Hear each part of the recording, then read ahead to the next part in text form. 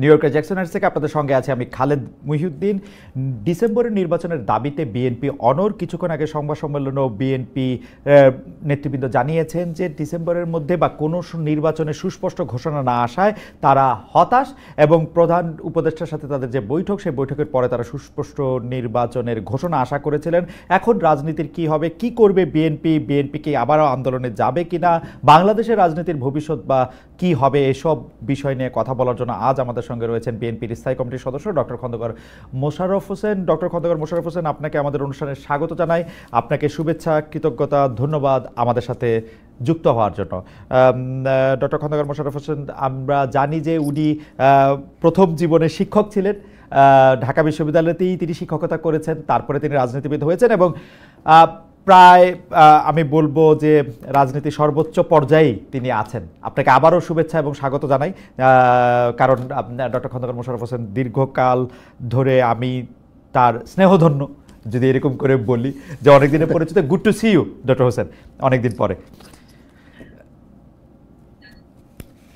আমরা আপনার অনুমতি নিয়ে প্রথমেই আপনাকে একটু প্রশ্ন করতে চাই যে কিছুক্ষণ আগে আমরা দেখলাম যে কিছুক্ষণ আগে একটা সংবাদ সম্মেলনে, যে সংবাদ সম্মেলনে আপনি আসলে আপনাদের বক্তব্য পাঠ করেছেন, বিএনপির অন্যান্য শীর্ষ নেতৃবৃন্দও আপনার সঙ্গে ছিলেন। সেখানে আপনি বলেছেন যে প্রধান উপদেষ্টা বৈঠকের পরও নির্বাচনের সুস্পষ্ট ঘোষণায় না আসায় হতাশ বিএনপি, এরকম একটা হেডলাইন হয়েছে পত্রপত্রিকা। কিন্তু আমরা জানতে চাই যে নির্বাচনের কি সুস্পষ্ট ঘোষণা আপনারা আশা করছেন? প্রফেসর ইউনূস এবং তার দপ্তর থেকে বারবার জানানো হচ্ছে যে ডিসেম্বর থেকে জুনের মধ্যেই, 2025-এর ডিসেম্বর থেকে জুনের মধ্যে নির্বাচন হবে। এটা কি আপনার মানে এই 6 মাসের একটা টেনিউর কেন বিএনপি যথেষ্ট মনে করছে না? বিএনপি কেন একটা নির্দিষ্ট ঘোষণাই চাচ্ছে? আপনি যদি আমাদের একটু ব্যাখ্যা করতেন ডক্টর হোসেন। ধন্যবাদ খালেদ মুহিউদ্দিন। আমি আপনার মাধ্যমে শ্রোতা দর্শকদের সকলকে আমার শুভেচ্ছা জানাচ্ছি। আজকে বাংলাদেশে অত্যন্ত আলোচিত বিষয় হচ্ছে রাজনীতিতে, বিশেষ করে আগামী নির্বাচন। কেননা বর্তমান সরকার বৈষম্য বিরোধী ছাত্র জনতার গণ অভ্যুত্থানের মাধ্যমে এই সরকার প্রতিষ্ঠিত হয়েছে, এবং সরকার প্রতিষ্ঠিত হওয়ার পরেই প্রধান উপদেষ্টা সাহেব জাতিকে আশ্বস্ত করেছিলেন যে জনগণের অধিকার প্রতিষ্ঠা করা হইল তাদের সর্বাধিক অগ্রাধিকার। এখন 9.5 মাস অতিক্রম করেছে।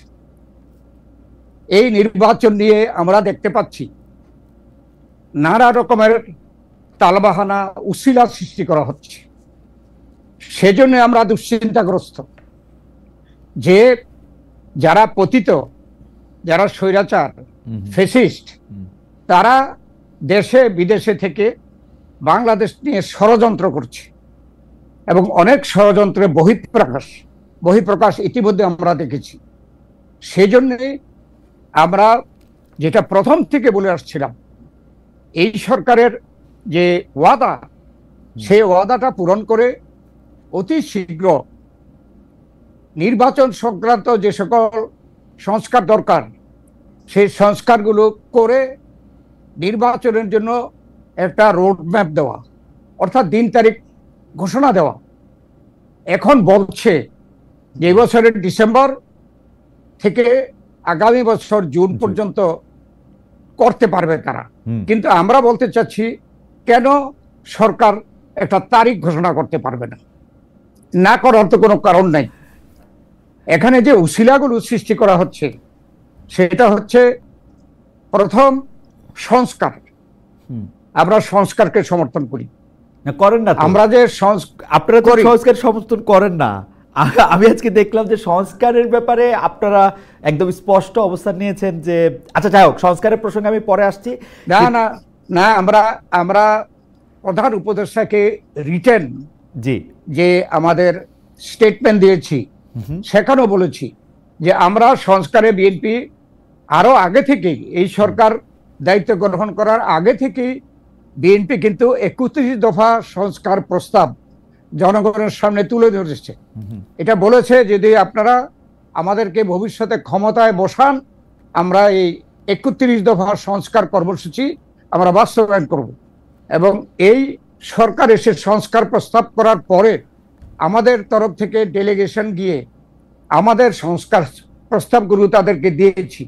এর মধ্যে কিন্তু তাদের সংস্কার প্রস্তাব আমাদের সংস্কারের সাথে অনেক জায়গায় মিল আছে, আবার অনেক জায়গায় মিল নেই। সব জায়গায় মিল থাকবে এমন কোনো কথা না। আমরা একটা জাতীয় ঐক্য সৃষ্টি করা, গণতন্ত্রের উত্তরণের জন্য, ঐক্যমত্য সৃষ্টি করার জন্য আমরা একমত হয়ে ডেলিগেশনে আমরা গিয়ে আমাদের প্রতিনিধি পাঠিয়েছি।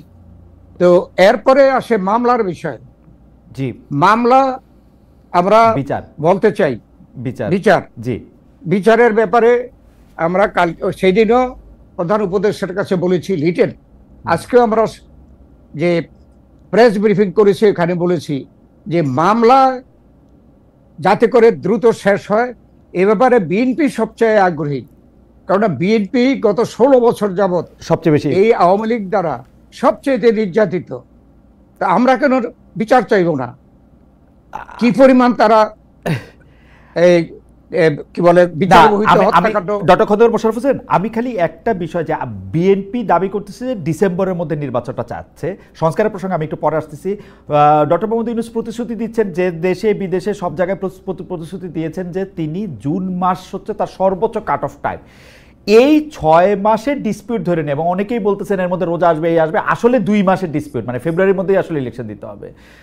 তো ও বা বড়জোর এপ্রিল, এই 4 মাসের জন্য মানে বিএনপি এরকম মরিয়া হয়ে বা বিএনপি এত রাগ হচ্ছে কেন 4 মাসকে নিয়ে? বিএনপি কেন এত অস্থির?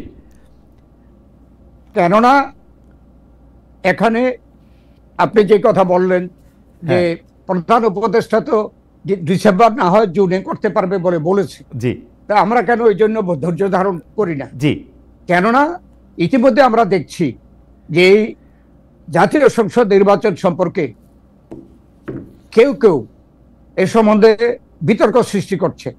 যেমন লোকাল গভর্নমেন্ট ইলেকশন, স্বায়ত্তশাসন নির্বাচন দিতে হবে, এই কথাও কেউ বলেছে জাতীয় সংসদ নির্বাচনের আগে।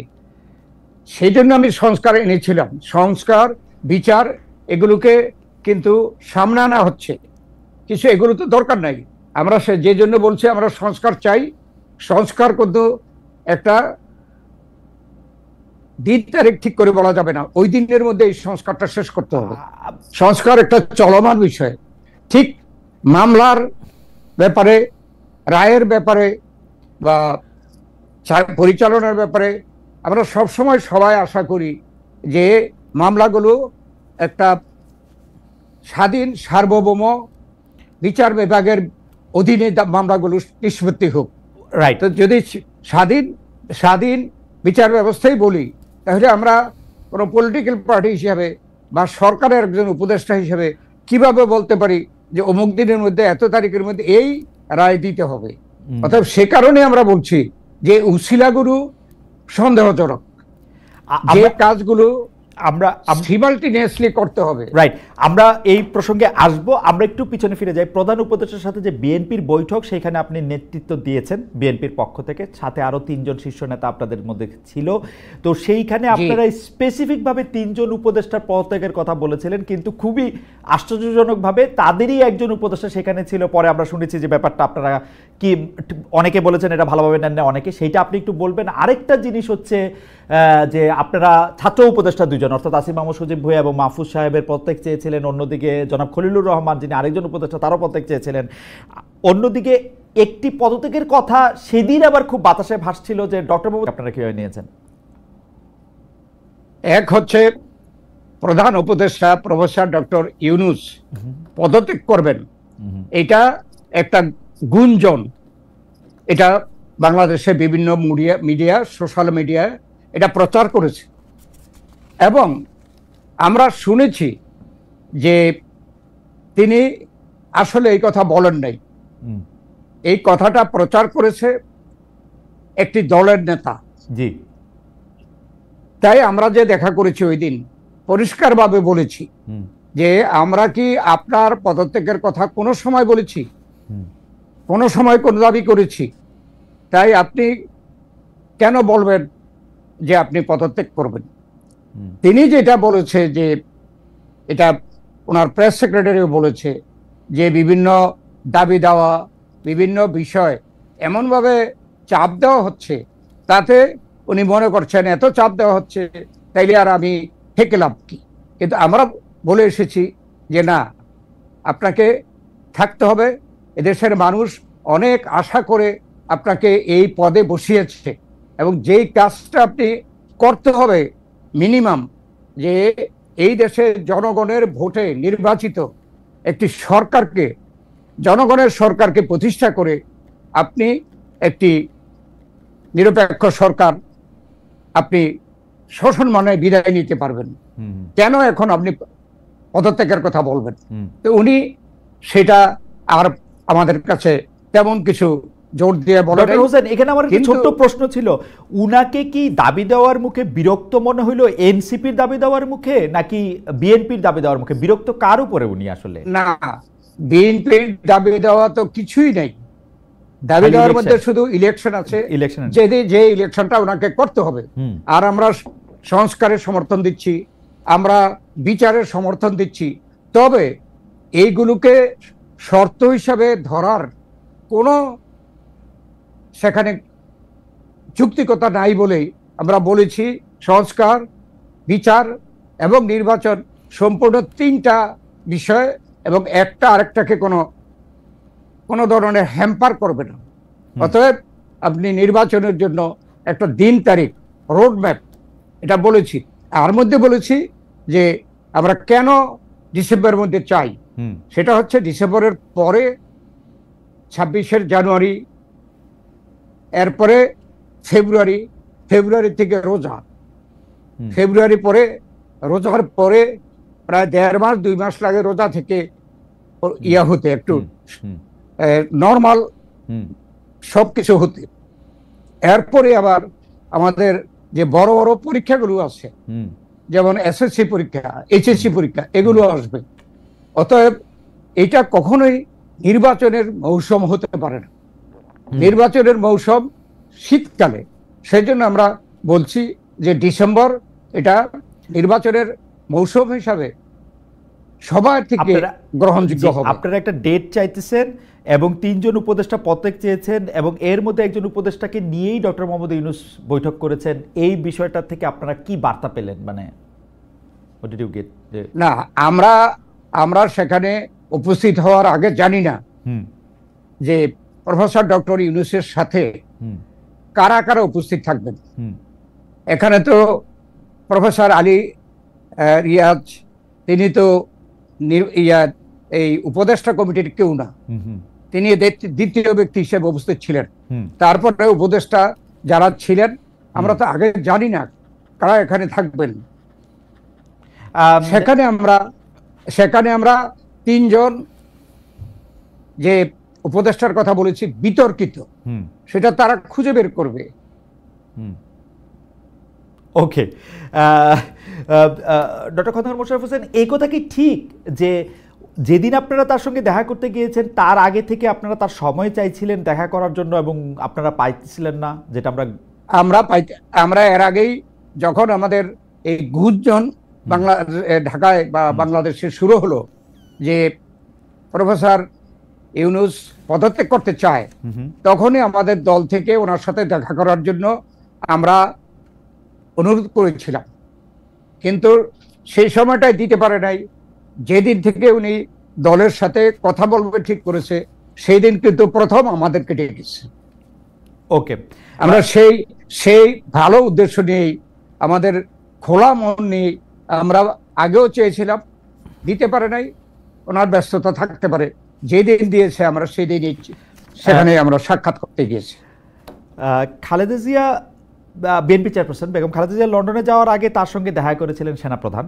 নির্বাচনের 3 মাস, করিডোর বন্দর, এসব বিষয় নিয়ে বিএনপির সঙ্গে আর্মির অবস্থান কাছাকাছি। অনেকেই বলছেন যে বিএনপির সাথে সেনাপ্রধান একটা প্যাক্ট করেছেন এবং এই সরকারের সাথে তার দূরত্ব তৈরি হয়েছে। সেনাপ্রধান যতটা বিএনপির সাথে একই লাইনে কথা বলছেন ততটা সরকার প্রধান বলছেন না।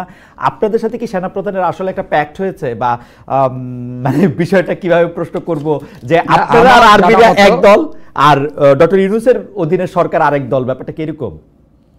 এইটাও একটা গুঞ্জন, আমরা দলের তরফ থেকে কখনো সেনা প্রধানের সাথে কোনো সভা বা কোনো আলাপ পরামর্শ করি নাই। একথা সত্যি। দেশনেত্রী বেগম খালেদা জিয়া চিকিৎসার জন্য বিদেশে যাবে, সেই বিদেশে যাওয়ার আগে তিনি দেখা করতে গিয়েছিলেন। তার সাথে কি কথা হয়েছে আমরা জানি না, মিডিয়ায় সেটা প্রকাশ হয়নি। এখানে যে কথা বলা হচ্ছে, যারা আমাদের সাথে শত্রুতা করছে বিনা কারণে, আর যারা নির্বাচনকে বিলম্ব করার জন্য নানাভাবে কারসাজি বা উশিলা সৃষ্টি করতে চাচ্ছে, আমরা দেখছি যে এই যে গুঞ্জনটা তৈরি করেছে যে আমরা এবং সেনাবাহিনী একটা সভা সমাবেশ করে আমরা হয়তো এটার সিদ্ধান্ত নিয়েছি যে এটা সম্পূর্ণ বানোয়াট। আমাদের সাথে কোনো পরামর্শ হয় নাই। না, ব্যাপারটা হচ্ছে এরকম যে আমরা শুনছি যে সেনাপ্রধান প্রথম যখন আসলে মানে সেনাপ্রধান অফিসারদেরকে কি বলেছেন কয়েকদিন আগের দরবারে, সেটা আসলে আমরা ভেরিফাই করতে পারিনি। পত্রপত্রিকা যদিও লিখেছে নানা রকম, কিন্তু সেনাপ্রধান রয়টার্সকে একটা ইন্টারভিউ দিয়েছিলেন। সেই ইন্টারভিউর মধ্যে তিনি বলেছিলেন 18 মাসের মধ্যে তিনি নির্বাচন চান, অর্থাৎ এই সরকার ক্ষমতা গ্রহণের 18 মাসের মধ্যে। সেটা মোটামুটিভাবে এই বছরের ডিসেম্বরটার মধ্যে যায়। এই কথা আবার তিনি বলেছেন বলে আমরা শুনেছি, বা তিনি আসলে ডিসেম্বরের মধ্যেই আসলে নির্বাচন চান। তার এই বক্তব্য, যেখানে আসলে সংস্কার বা অন্যান্য বিচার যেগুলির ব্যাপারে আসলে অনেকেই প্রশ্ন করছেন, তাইলে কি জুলাই আগস্টের আন্দোলনটা শুধুমাত্র এই নির্বাচনটাকে সামনে রেখেই হয়েছে? সেই ক্ষেত্রে কি মানে ওইটা মনে করা একটু স্বাভাবিক না যে বিএনপির সাথে এই সেনাপ্রধানের বা সেনাবাহিনীর উপরের দিকে যারা আছে তাদের একটা সংযোগ বা আমি আপাত বলবো না, মানে তাদের একটা বোঝাপড়া হয়েছে, ওরকম কি মনে করা যায় না? আমার জানা মতো সেনাবাহিনীর সাথে, সেনাবাহিনীর প্রধানের সাথে বিএনপির এ ধরনের কোনো সমঝোতা হওয়ার জন্য বৈঠক বা কোনো রকমের আলোচনা হয়নি। এখন সেনাবাহিনী প্রধান যদি কোনো বিষয়ে একটা মতামত প্রকাশ করে, সেটা তো ব্যক্তি হিসাবে করতেই পারে। আর আমরা তো সেনাবাহিনীর প্রধান এই কথা বলার অনেক আগে থেকেই আমাদের দাবিটি আমরা করে আসছি সব সময়, যে আমরা এই সরকারকে সহযোগিতা করছি এবং সংস্কারও আমরা সমর্থন করছি। তবে সব সংস্কার কিন্তু দিন তারিখ ঠিক করে শেষ করা যাবে না, এটা চলমান বিষয়। শুধু নির্বাচন সংক্রান্ত সংস্কারগুলো অতি দ্রুত শেষ করে নির্বাচনের দিন তারিখ ঘোষণা করার জন্য আমরা কিন্তু প্রথম থেকেই চাপ দিয়ে আসছি। ওকে, অন্য একটু প্রসঙ্গে যাই। বিএনপির ভারপ্রাপ্ত চেয়ারম্যান জনাব তারেক রহমান লন্ডন থেকে ভার্চুয়ালি আপনাদের সঙ্গে মিটিং করছেন, তৃণমূলের মিটিং করছেন, বক্তৃতা দিচ্ছেন, কিন্তু আপনি কিন্তু মনে করেন না যে জনাব তারেক রহমান যদি এখন দেশে ফিরতেন, তাইলে দলের নেত্রী কর্মী তাদের মধ্যেও একটা মানে কি বলবো, এক ধরনের প্রাণচাঞ্চল্য আরও বেশি সৃষ্টি হতো এবং দেশের মাটি থেকে তার কর্মকাণ্ড পরিচালনা করা সহজ হতো? আমাদের সহজ প্রশ্ন, জনাব তারেক রহমান এখন দেশে ফিরছেন না কেন আসলে? আমরা যতটুকু জেনেছি যে ঢাকায় যে উচ্চ আদালতে এখনো হাইকোর্ট লেভেলে একটা সিদ্ধান্ত হয়েছে, তারপরে এই হাইকোর্টের রায়ের বিরুদ্ধে আপিল হয় কিনা এটা দেখতে হবে। যেমন জোবাইদা রহমান আসছে দেশে, তিনি কিন্তু হাইকোর্ট থেকে এই সিদ্ধান্ত নিয়ে তারপরে সুপ্রিম কোর্টে আপিল করেছেন, এখনো অপেক্ষা করছে। এই যে প্রসেস, এইটা কিন্তু এখনো বাকি আছে। তো তারেক রহমান আমাদের জানা মতো তিনি যত শীঘ্র পারেন ফিরবেন, তবে বাংলাদেশে যে আইনি জটিলতা আছে এটাকে পরিষ্কার করেই তিনি ঢাকায় ফিরতে চান। এবং আমাদের বিএনপি নেতা কর্মীরা, দেশের জনগণ প্রত্যাশা করে যে যত শীঘ্র তিনি ঢাকায় আসবেন এবং আমাদের নেতৃত্ব নেবেন, ততই দেশের জন্য, জনগণের জন্য, জাতির জন্য মঙ্গলজনক। ডক্টর হোসেন, উনি যদি কোনো রকম কোনো আইনের থাকেও, উনি আইনের মোকাবেলা বিদেশ থেকে করতে চান না, বিদেশ থেকেই করতে চান, দেশ থেকে করতে চান না, এটা কি কোনো রিজন আছে? ওনার কি বাংলাদেশের বিচার বিভাগ বা আইন আদালতের প্রতি আস্থা ওরকমই নাই যেরকম ছিল না শেখ হাসিনার আমলে? না, সম্পূর্ণ আস্থা আছে। কেননা হাইকোর্ট লেভেলে তারেক রহমানের পক্ষে রায় হয়েছে, রাইট। এখানে নিয়ম মতো আপিল করতে পারে কোনো পার্টি। আপিল হচ্ছে কিনা এটার একটা সময় সীমা আছে, এই সময়ের মধ্যে যদি আপিল না হয় তাহলে ওই হাইকোর্টের রায় বহাল হবে। এটা দেখার জন্য আমার বিশ্বাস যে তারেক রহমান এখনো দেশে ফিরছে না।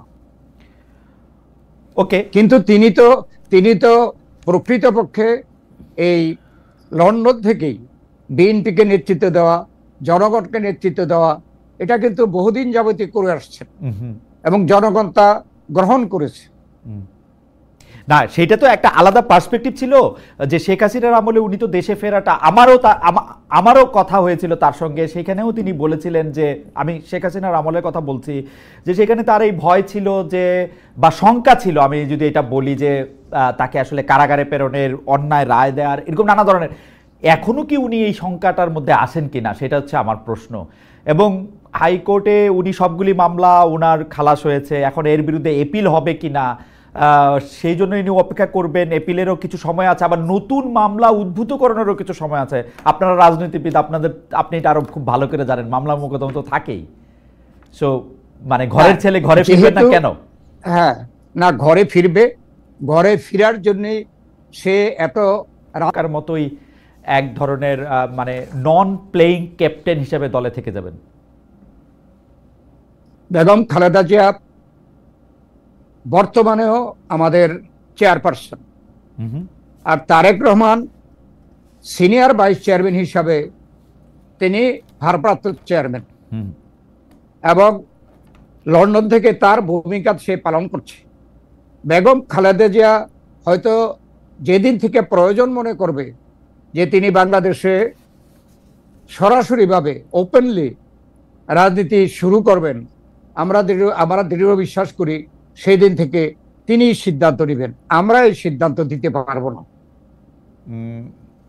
তবে আমরা আশা করি যে তিনিও সক্রিয় হবেন এবং আমাদের ভারপ্রাপ্ত চেয়ারম্যানও তারেক রহমান নিজে এসে বাংলাদেশে দলকে নেতৃত্ব দেবেন।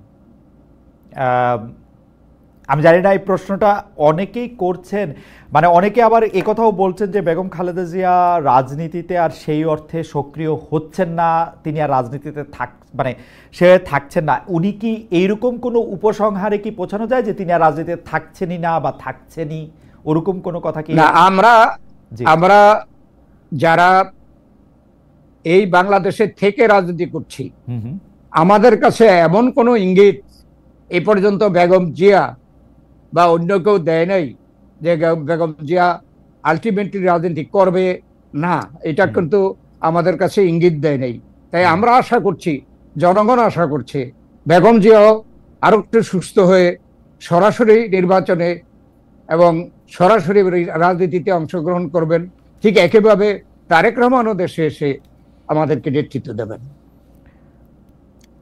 আরেকটা প্রসঙ্গে যাই, সচিবালয়ে সরকারি কর্মচারীদের আন্দোলনে এনবিআর বন্দর অচল করা আন্দোলনের বিরুদ্ধে আমরা দেখতে পাচ্ছি নতুন গঠিত যে রাজনৈতিক দল বৈষম্য বিরোধী ছাত্র আন্দোলন, যারা জুলাই আগস্টের নেতৃত্ব দিয়েছে, তারা এই আন্দোলনের বিরুদ্ধে, এইসব আন্দোলনের বিরুদ্ধে, সচিবালয় আন্দোলনের বিরুদ্ধে, এনবিআর বন্দর অঞ্চল করা আন্দোলনের বিরুদ্ধে, এসব নিয়ে বিএনপির অবস্থানটা কি? কেন এই ধরনের আন্দোলন, মানে এই প্রশ্নটা হচ্ছে, এই ধরনের আন্দোলন সংগ্রামে আসলে বিএনপি প্রতি সরকারি কর্মচারী নেতা, বিএনপি প্রতি শ্রমিক নেতারাই ফ্রন্টলাইনার, বিএনপি প্রতি শ্রমিক কর্মচারী সংগঠনগুলিকে আমরা দেখতে পাচ্ছি যে এসব আন্দোলনে সক্রিয় বলে অনেকে অভিযোগ করছেন। বিএনপির এগুলিতে অবস্থান কি? এনসিপি স্পষ্ট বলেছেন, এনসিপি নেতৃবৃন্দ, যেমন আমি আব্দুল হান্নান মাসুদ বলে এনসিপির একজন নেতা আছেন, তিনি বলছেন আজ সচিবালয়ে এনবিআর কিংবা পোর্টে যারা স্ট্রাইক করছেন তাদের বলছি বিপ্লব ওখানেও হবে।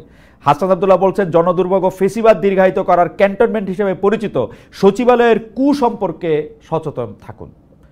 ডক্টর খন্দকার মোশাররফ হোসেন, আপনার কাছ থেকে একটু শুনতে চাইবো যে আপনাদের বিএনপির কি অবস্থান? আমরা এই সরকারের মধ্যে অভ্যন্তরে যে বিভিন্ন বিষয় নিয়ে দাবি দাওয়া উত্থাপন করছে এবং তার প্রেক্ষিতে সচিবালয়ে নানা রকমের মিছিল মিটিং, এগুলোর সাথে আমাদের রাজনৈতিক দল হিসাবে বিএনপি কোনো রকমে জড়িত নই। এটা পেশাভিত্তিক সংগঠনগুলো তাদের স্বার্থে তারা এই সরকারের কাছে তাদের দাবি দেওয়া পেশ করছে, এটা তাদের বিষয়। এ ব্যাপারে এগুলো রাজনৈতিক নয়। আমাদের দৃঢ় বিশ্বাস যে এই সরকার, অন্তর্বর্তীকালীন সরকার যেহেতু এখন ক্ষমতায় আসছে, যে সকল সমস্যা সামনে আসবে সেই সমস্যাকে দৃঢ়ভাবে তারা যৌক্তিকভাবে সেগুলো সমাধান করবে, তাহলেই এই সকল সমস্যা কেটে যাবে বলে আমার বিশ্বাস। আমরা রাজনৈতিকভাবে এখানে কোনো পক্ষে আমরা নই। অনেকেই বলতেছেন যে বিচারাঙ্গনে, নির্বাচন কমিশনে, সচিবালয়কে যারা নেতৃত্ব দিচ্ছেন অর্থাৎ সিনিয়র আমলাদের মধ্যে সবাই বিএনপির লোক, অল্প কিছু জামাতের লোক আছে, আর প্রত্যেকটি জায়গায় বিএনপির লোক। বিচারাঙ্গনে যারা আসলে ট্রায়াল আদালতে যারা বিচার করতেছেন তারা বিএনপির পছন্দে আসতেছেন। অ্যাটর্নি জেনারেল সরাসরি বিএনপির রাজনীতিতে অংশ নিয়েছেন। নির্বাচন কমিশন আসলে বিএনপির ইচ্ছা কি, বিএনপির ভাবনা কি, সেইটাই আসলে খেয়াল করতেছে। তার ফলে এসব জায়গাগুলিকে পুনর্গঠন না করলে একটা ভালো নির্বাচন হবে না, ভালো একটা সংস্কার হবে না। আপনাদের কি মনে হয়? যেমন ধরেন একটা ছোট উদাহরণ দেয় ডক্টর খন্দকার মোশাররফ হোসেন, নির্বাচন কমিশন আইন মন্ত্রণালয়ের মতামতের জন্য অপেক্ষা না করেই জনাব ইশরাক হোসেনকে মেয়র হিসেবে গেজেট প্রকাশ করেছে। এগুলি এক ধরনের আসে না, বার্তা দেয়। অ্যাটর্নি জেনারেলের কথা আমি আগেই বললাম, অ্যাডভোকেট আসাদুজ্জামান আসলে বিএনপির রাজনীতির সাথে প্রত্যক্ষভাবে জড়িত ছিলেন।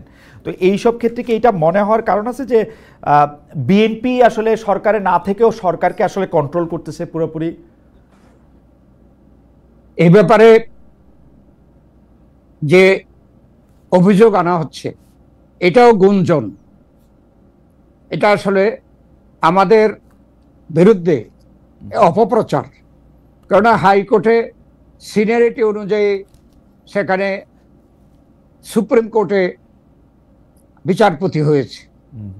এখানে কার কি রাজনৈতিক পরিচয় এটা আমাদের জানার কথা নয়, এবং আমরা এই যে বিচারক নিয়োগের ব্যাপারে বিএনপি বা দলীয়ভাবে কোন রকমের ভূমিকা আমরা রাখি নেই।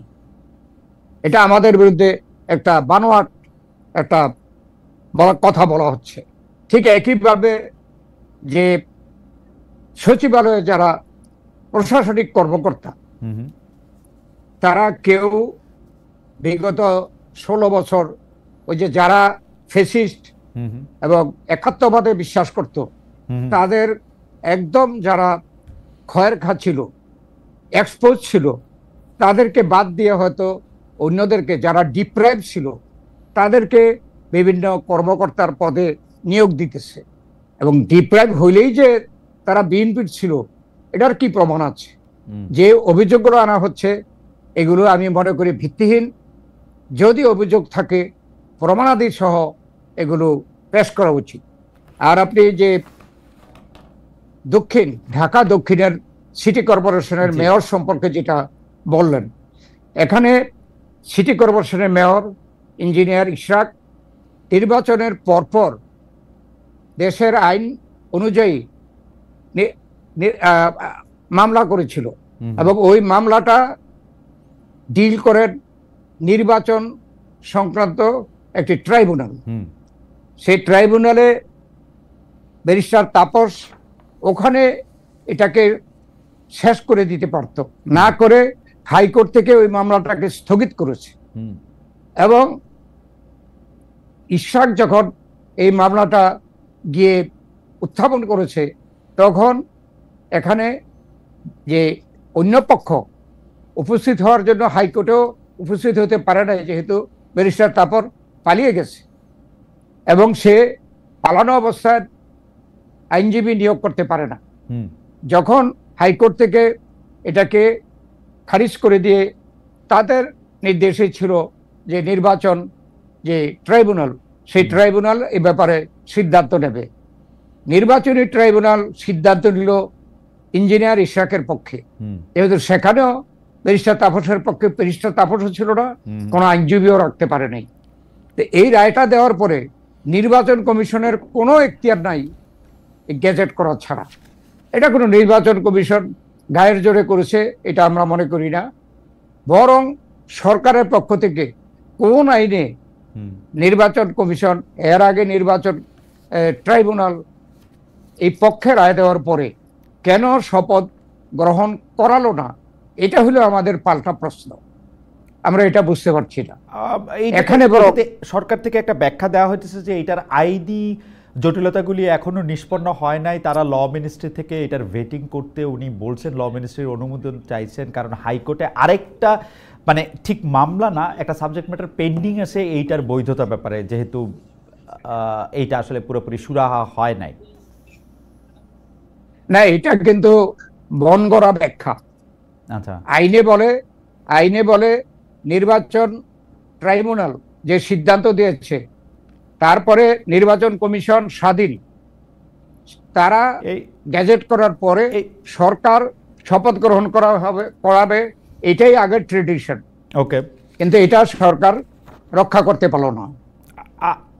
আমি একটু এই প্রসঙ্গে একটু আবার জাতীয় নাগরিক পার্টির কথায় আসি। জাতীয় নাগরিক পার্টি এনসিপি নানা দাবি দেওয়া সামনে রাখছে। তাদের সর্বশেষ দাবি হচ্ছে আওয়ামী লীগ আমলের 15 বছর অনুষ্ঠিত সব নির্বাচন অবৈধ ঘোষণা করতে হবে। আপনারা সেই দাবির সাথে আসলে একমত কিনা? ওই যদি আওয়ামী লীগের আমলের এই নির্বাচনের উপর ভিত্তি করে নির্বাচিত মেয়রের চেয়ারে বসাটা বিএনপির জন্য সম্মানজনক নয়, কেউ কেউ বলতেছেন, আপনারা কি মনে করেন? যদি ছোট জি, একটু ডিস্টার্ব হচ্ছে। জি, ডক্টর খন্দকার মোশাররফ হোসেন, আমরা জানতে চাইছিলাম যে আওয়ামী লীগ আমলের 15 বছরে যেসব নির্বাচন অনুষ্ঠিত হয়েছে, এনসিপি বলতেছে যে এই সব নির্বাচনই বাতিল করতে হবে, কারণ এই নির্বাচনে আসলে কোনো বৈধতা নাই। আমরা জানতে চাইছিলাম যে এই ঢাকা দক্ষিণের মেয়রের সিটে বসাটা ওই আমলের নির্বাচনের উপর ভিত্তি করে যতই আদালত এটা বলুক, সেটা কেন এত ইম্পর্টেন্ট, সেটা সম্মানজনক কিনা বিএনপির জন্য? না, এটা তো সে সময় চ্যালেঞ্জ করা হয়েছে যে ঢাকা দক্ষিণের নির্বাচন সঠিক হয় নাই, আর সেটার সিদ্ধান্ত দেওয়ার মালিক তো হচ্ছে নির্বাচন ট্রাইব্যুনাল। ওকে, আচ্ছা, আপনি সেইখানে বলতেছেন যে নির্বাচনের ট্রাইব্যুনাল যেহেতু তাকে বলছে, সুতরাং তাকে আসলে শপথ পড়াতেই হবে, এটাই আইনের ব্যাখ্যা। হাওয়েভার আমি পরের প্রসঙ্গে যাইতেছি। পরের প্রসঙ্গে যাওয়ার আগে আমরা দর্শকদের কাছে প্রশ্ন করেছিলাম যে ডিসেম্বরের মধ্যে জাতীয় নির্বাচন হতেই হবে বা হতে ক্রম নিষিদ্ধ করার পর দেশ যুদ্ধ পরিস্থিতির মধ্যে আছে। এই মন্তব্যের সাথে আপনারা একমত পোষণ করছেন কিনা? অনেকেই বলছেন আওয়ামী লীগের সাথে বিএনপির একটা গোপন আতাত তৈরি হয়েছে, আওয়ামী লীগকে এখন দেখে শুনে রাখছে বিএনপি, আওয়ামী লীগের সবচেয়ে বড় বন্ধু এখন বিএনপি। আপনি যদি একটু বলেন দেশের যুদ্ধ পরিস্থিতি এবং আওয়ামী লীগের সাথে আপনারা বন্ধুত্বপূর্ণ সম্পর্ক করেছেন কিনা? এটা সম্পূর্ণ বানোয়াট, এবং এটা যারা মনে করছে যে এখন ইলেকশন হলেই বাংলাদেশে বিএনপি ক্ষমতায় যাবে, যারা এটা সহ্য করতে পারছে না, তারা এইসব নানা ধরনের গুঞ্জন সৃষ্টি করছে। আমাদের সাথে আওয়ামী লীগের সাথে কোনো সমঝোতা হবে, এটা কেউ চিন্তাই করতে পারে না। বিএনপির মতো কেউ এই আওয়ামী লীগ দ্বারা নির্যাতিত হয়েছে এটা বলতে পারবে না। আমরা 16 বছর যাবৎ নির্যাতিত। বেগম খালেদা জিয়া মিথ্যা মামলার শাস্তিপ্রাপ্ত হইয়া জেলে, আমরা সিনিয়র নেতারা বিভিন্ন সময়ে জেলে গিয়েছি এবং মামলার শিকার হয়েছি। আমাদের ভারপ্রাপ্ত চেয়ারম্যানও মিথ্যা মামলার সাজাপ্রাপ্ত হয়ে আছে। তো এখানে বিএনপির সাথে আওয়ামী লীগের সমঝোতা হবে, এটা যারা ছড়াচ্ছে, এটা জনগণ বিশ্বাস করবে না। এইটার প্রসঙ্গে একটা কথা বলি যে লন্ডন থেকে ভারপ্রাপ্ত চেয়ারপারসন তারেক রহমান বারবার সতর্ক করছেন, আপনারা যারা কেন্দ্রীয় নেতৃবৃন্দ আছেন তারাও বারবার এক কথা বলছেন, কিন্তু আমরা সারা দেশ থেকে খবর পাচ্ছি যে বিভিন্ন জায়গায় চাঁদাবাজি, দখলবাজি, টেন্ডারবাজি সেগুলি বিএনপি নেতাকর্মীরা করছেন, প্রায় দখলে নিয়ে নিয়েছেন। প্রায় একই কথা বলছেন যে 16 বছর ধরে আমরা যেহেতু এইটার মধ্যে নাই, এখন আমরা এটাই করব বা এটাই করতে হবে। আপনি আপনার সংসদীয় এলাকা থেকে, আসলেও আমার গ্রামের বাড়িও সেখানে, আপনি নিজেও এ ধরনের সালিশ, এই ধরনের বকাঝকা আপনাকে নিজেকেও বারবার দিতে হচ্ছে, বলতে হচ্ছে বারবার। এই ব্যাপারটাকে কেমনি দেখেন? অনেক জায়গায় মানে আমার কাছে যতদূর খবর আপনার নিয়ন্ত্রণে, মানে আপনি এত বড় একজন নেতা, আপনার নিয়ন্ত্রণে আসলে সবটা নাই, মানে এই ব্যাপারটা নিশ্চয়ই আপনারও জানা আছে, আপনি এটাতে কিভাবে দেখবেন? না, এটা যদি আমার নির্বাচনী এলাকার কথা বলা হয়, আমি বলতে চাই যে সেরকম কোনো অভিযোগ এ পর্যন্ত আসে নাই। আর এমনি সারা বাংলাদেশে কিছু কিছু ক্ষেত্রে আমরা আওয়ামী লীগ যে সকল পথ দেখিয়ে গিয়েছিল, যেমন কিছু ব্যবসা, কিছু টেন্ডার, কিছু বাস স্ট্যান্ড বা টেম্পো স্ট্যান্ডে যে খাজনা উঠানো, এগুলো কিন্তু চলছিল।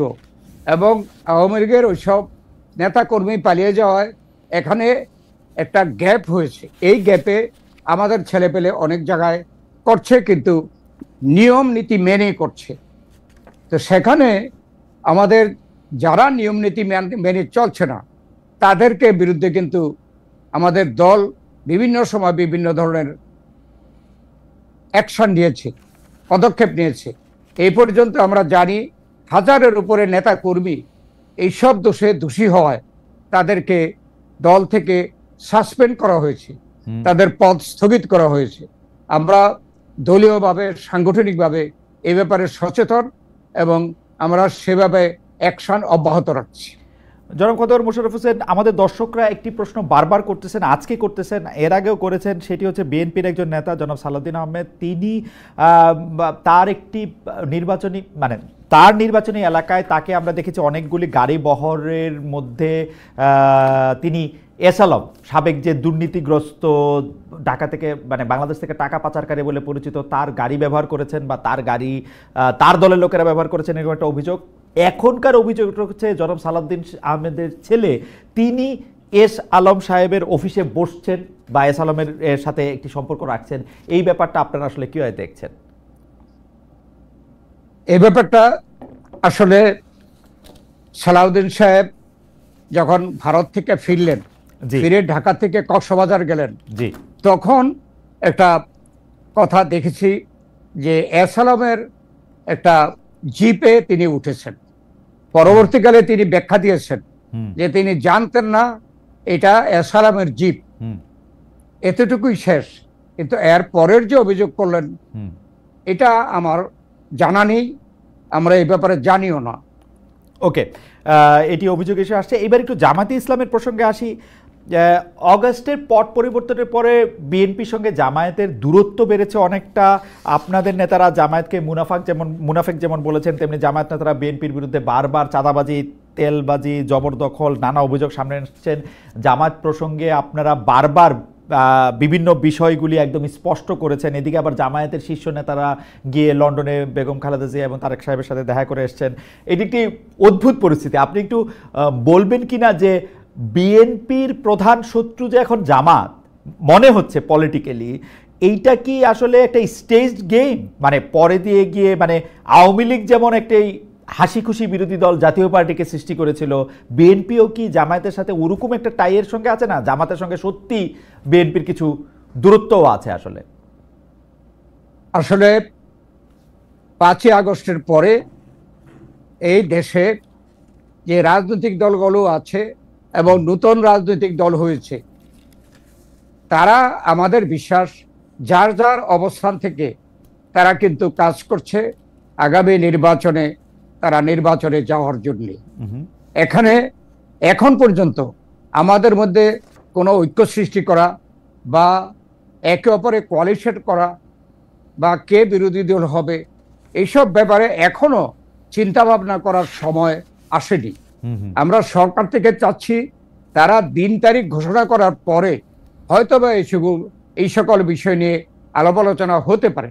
আর এখন আমাদের বিশ্বাস হচ্ছে প্রত্যেক রাজনৈতিক দল তারা নিজের নিজের অবস্থান থেকে আগামী নির্বাচনের জন্য প্রস্তুতি নিচ্ছে এবং নির্বাচন ঘোষণা করার পরে এটা চূড়ান্ত হবে বলে আমার বিশ্বাস। ওকে, আমরা আজকে দেখেছি যে 71-এ মানবতা বিরোধী অপরাধের মামলায় মৃত্যুদণ্ডের রায় বাতিল করে জামাত ইসলামের নেতা এটিএম আজহারুল ইসলামকে বেকসুর খালাস দিয়েছে সুপ্রিম কোর্টের আপিল বিভাগ। এ নিয়ে জামাতে ইসলামী উচ্ছ্বাস প্রকাশ করছে। আইন উপদেষ্টা ডক্টর আসিফ নজরুল বিষয়টিকে ন্যায় বিচার হিসেবে দেখছেন। এই রায় বিএনপি কিভাবে দেখছে? আপনারা ক্ষমতায় আসলে মানবতা বিরোধী অপরাধের বিচার, এখন আবার 2টা ট্রাইব্যুনাল হয়েছে, সেটাকে আপনারা কিভাবে দেখবেন? জি, আজকে এ ব্যাপারে উচ্চ আদালতে রায় হয়েছে। আমরা এরপরে কিন্তু বিএনপি এই ব্যাপারে আলাপ আলোচনা করতে পারি নাই, তাই আমি ব্যক্তিগতভাবে কোনো মন্তব্য করতে চাই না। আর বিশেষ করে উচ্চ আদালতের একটি রায় সম্পর্কে আমরা যেখানে উচ্চ আদালতকে, সকল আদালতকে স্বাধীনভাবে কাজ করার পক্ষে, সেখানে আমি এখনই কোনো মন্তব্য করতে চাই না।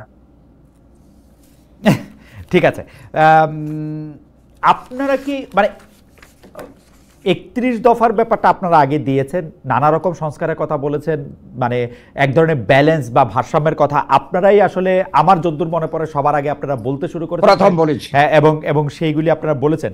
কিন্তু এখন আমি যদি একটু সংস্কারের প্রসঙ্গে আসি, এবং আপনি এগুলি আরও একদম আপনার মুখস্থ, আমি একটু দেখে দেখে বলি যে আপনারা আসলে সংস্কারের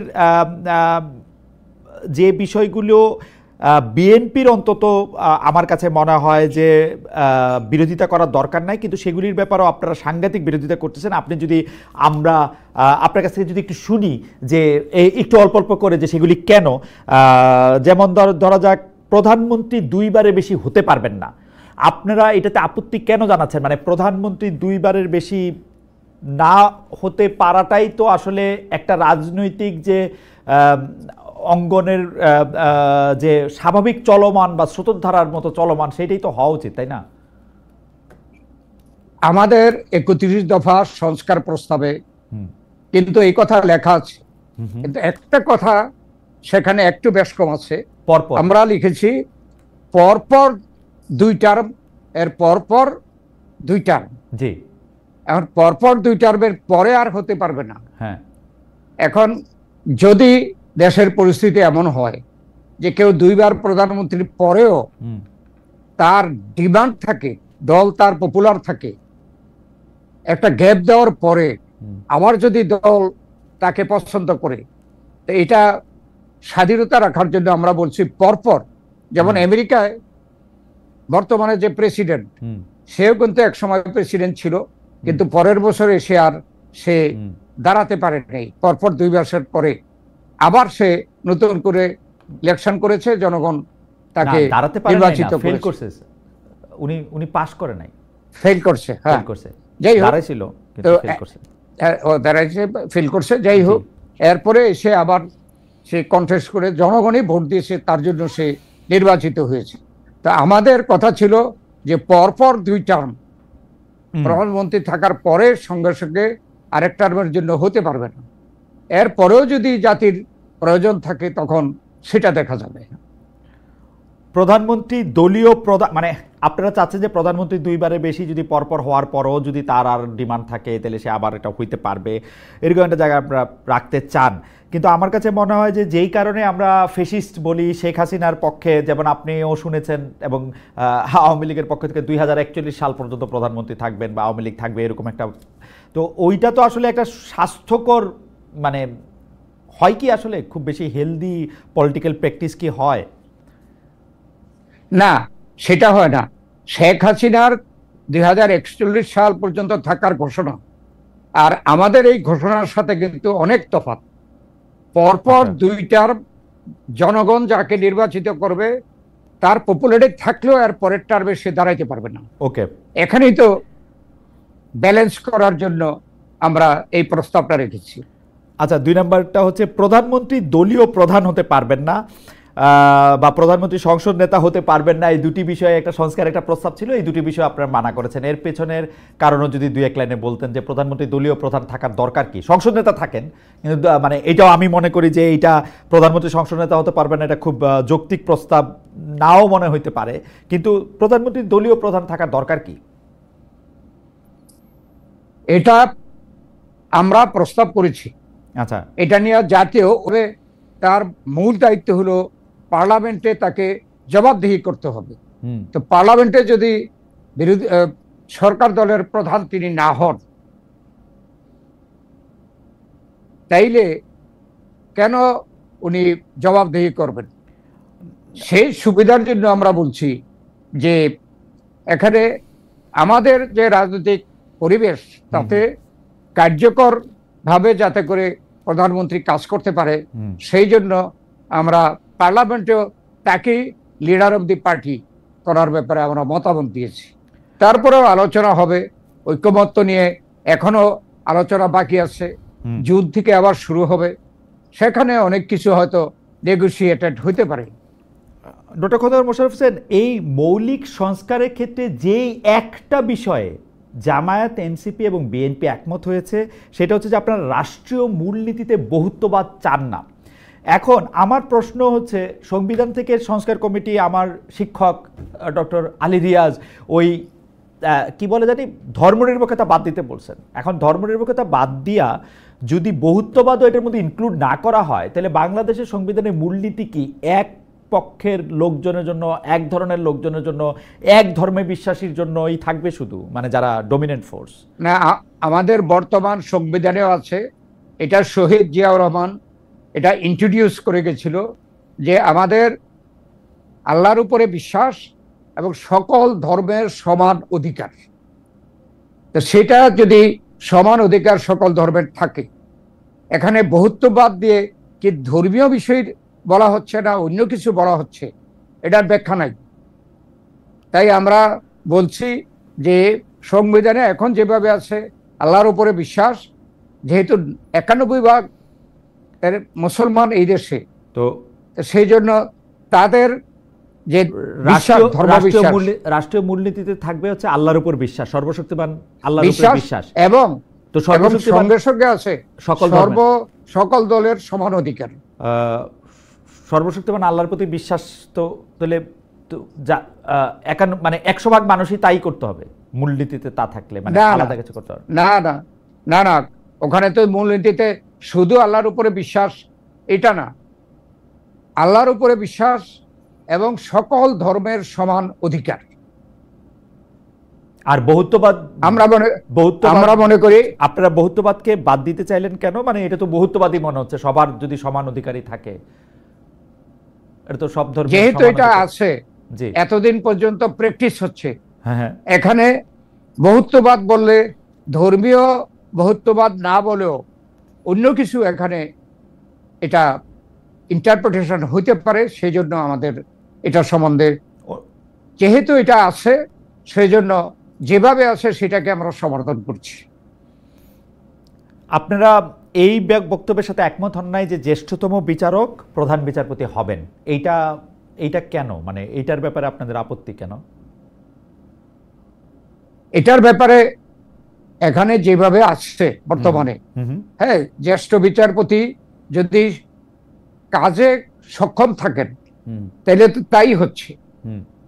তো যদি আমরা ওইটা স্পেসিফিক রাখি তাইলে হবে কি, যে যদি জ্যেষ্ঠ বিচারপতি সক্ষমতা না থাকে, বয়সের কারণে বা কোনো রোগ ব্যাধির কারণে যদি সে সেইভাবে সচল না থাকে, তাইলে তাকে প্রধান বিচারপতি করলে তো বিচারালয় তো অন্ধকার হয়ে যাবে না। কিন্তু ডক্টর খোদার মোশাররফ হোসেন, তাকে আমরা এপিলেট ডিভিশনের একজন জাজ হিসেবে রাখতেছি, কিন্তু জাস্টিস বা চিফ জাস্টিস হিসেবে নিয়োগ দেওয়ার ব্যাপারে আমরা আপত্তি জানাতেছি। এটা কি খুব, কারণ এপিলেট ডিভিশনের একজন জাজ তো ইকুয়ালি, মানে এবং তিনি তো নিজের বিচারও করতে পারেন আসলে, যে তিনি যদি ফিট না থাকেন এটা তো উনিই সরে দাঁড়াবেন, মানে এটা আপনাদের আপত্তিটা কি যৌক্তিক? আসলে আমরা মনে করছি যৌক্তিক।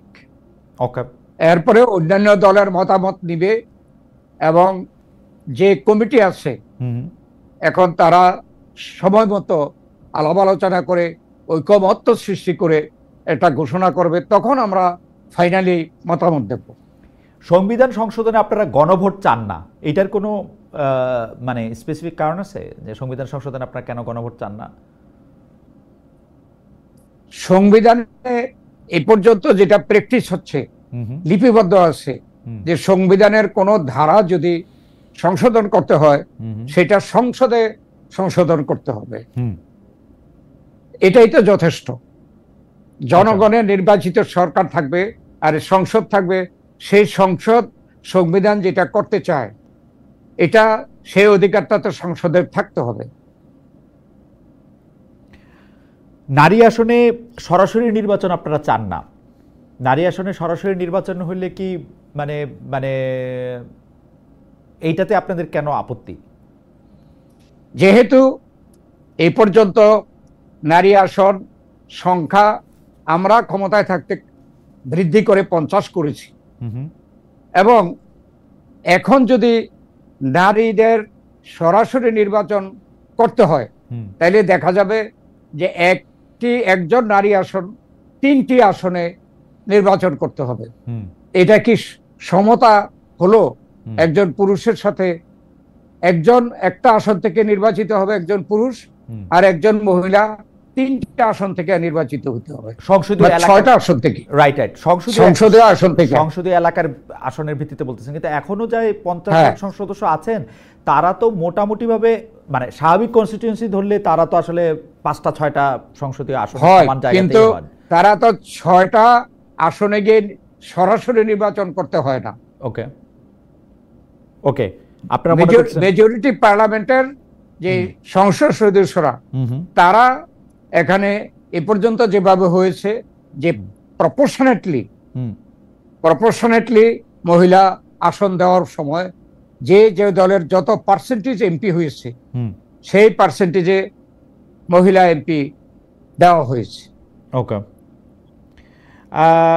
জাতীয় সাংবিধানিক কাউন্সিল একটা করার কথা বলা হচ্ছে, যেটা আপনারা আসলে রাজি হন নাই, এবং সেই জাতীয় সাংবিধানিক কাউন্সিলের মাধ্যমে সাংবিধানিক পদগুলিতে নিয়োগ দেওয়ার কথা একটা আলোচনা আসছে, সেইটাতেও আপনারা আপত্তি জানিয়েছেন।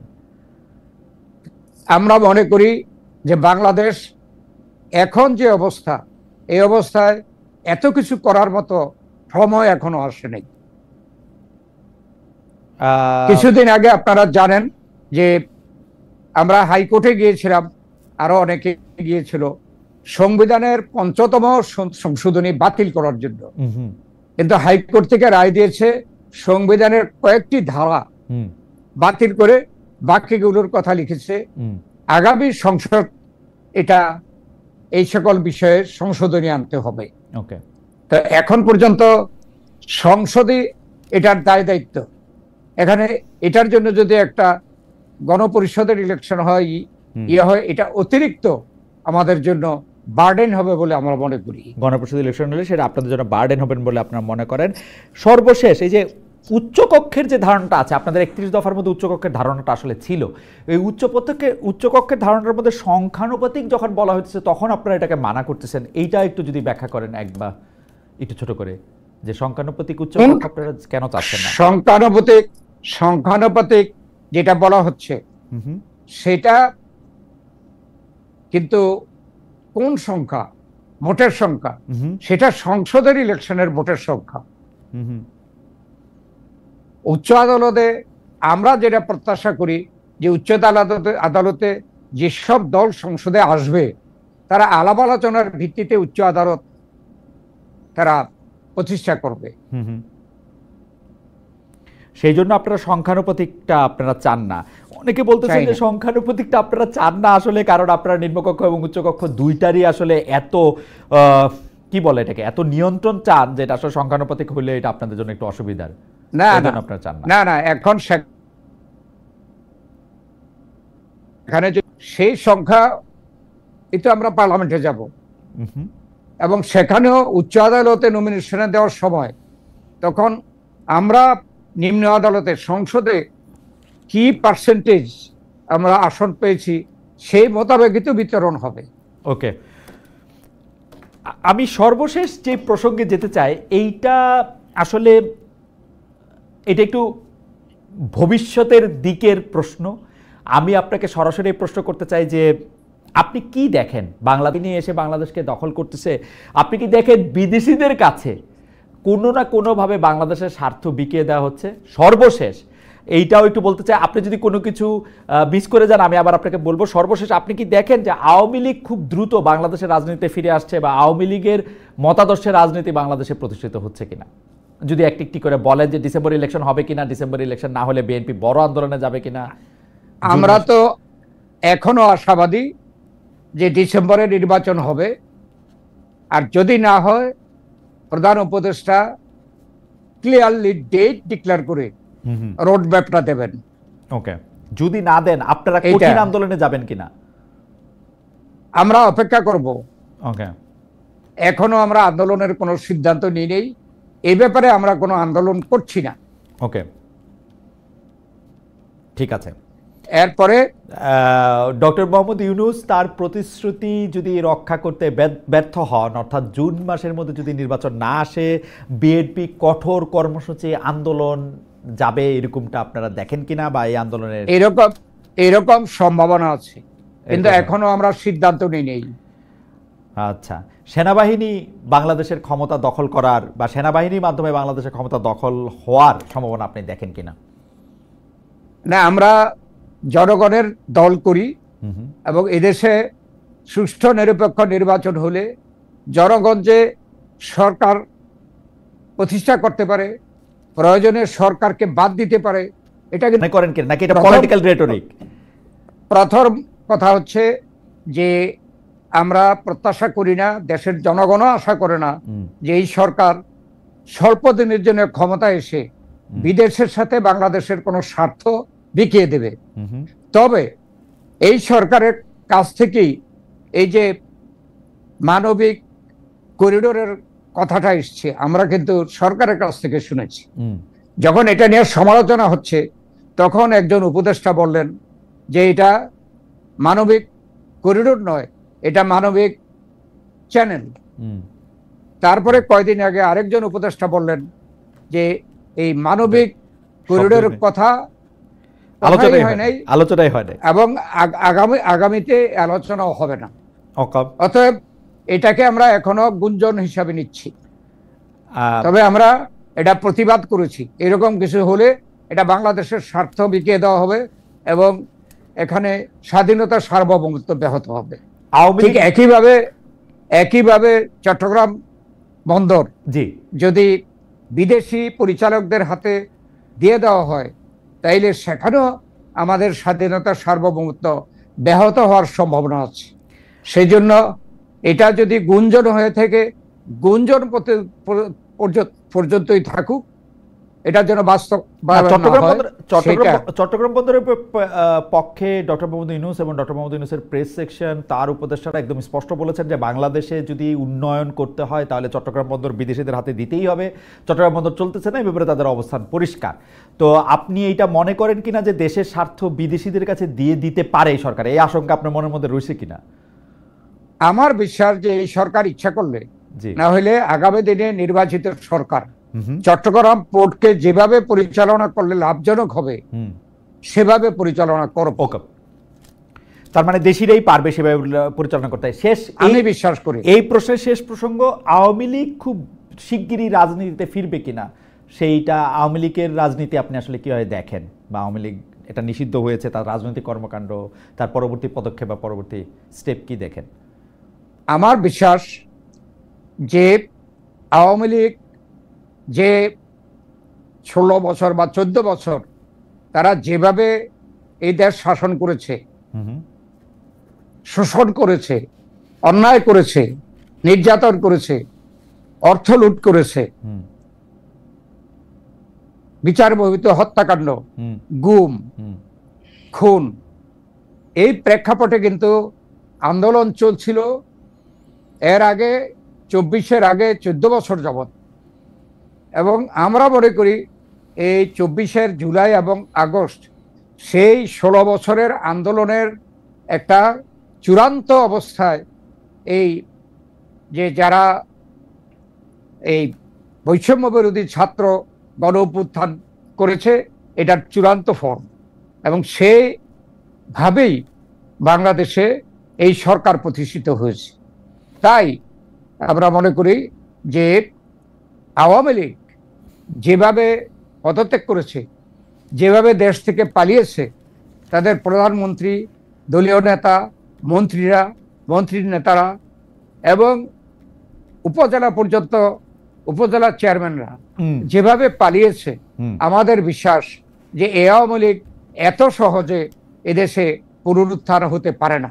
আচ্ছা, এখানে একটা প্রশ্ন, সেটা হচ্ছে যে আপনাদের সঙ্গে বৈঠকের পর দেশের, আমি আবার বলি, দেশের অবস্থা বুঝাতে গিয়ে ডক্টর মোহাম্মদ ইউনূস বলেছেন আওয়ামী লীগ নিষিদ্ধ করার পরে নাকি দেশে একটা যুদ্ধ পরিস্থিতি তৈরি হয়েছে, এবং সেই যুদ্ধ পরিস্থিতির মধ্যে থেকে তৃণমূল পর্যায়ে যারা এই যুদ্ধ পরিস্থিতি, উনার কথা যদি সত্য হয়, উনি তো ভেবেচিন্তেই কথা বলেছেন নিশ্চয়ই, উনার কথা যদি সত্য হয়, আপনি যদি বলেন যে আওয়ামী লীগের সেই শক্তি আসলে নাই, কারণ যেভাবে চুরি, বাটপারি, গুন্ডামি, বদমাইশি তারা করছে, তারা তার ফিরতে পারবে না, তো এখন আওয়ামী লীগের হয়ে যুদ্ধ পরিস্থিতিকে আপনারা করতেছেন কিনা, মানে বিএনপি হেল্প করতেছে কিনা যে এরকম একটা যুদ্ধ পরিস্থিতি করার জন্য?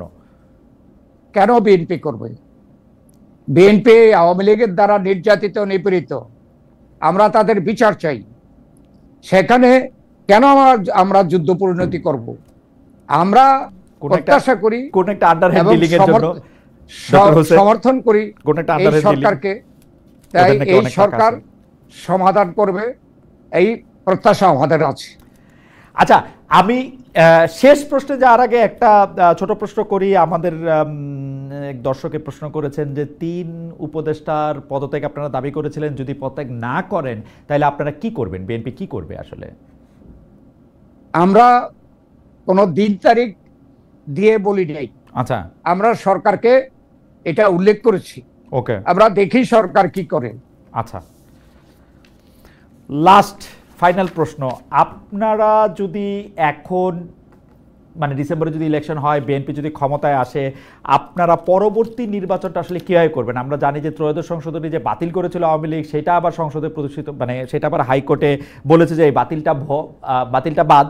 তার মানে এখন তত্ত্বাবধায়ক সরকার ব্যবস্থা আছে, কিন্তু যেটা 90 দিন পরে যেটা বিচার ব্যবস্থা, আপনারা কি সেই ব্যবস্থাই রাখবেন নাকি এটা চেঞ্জ হবে?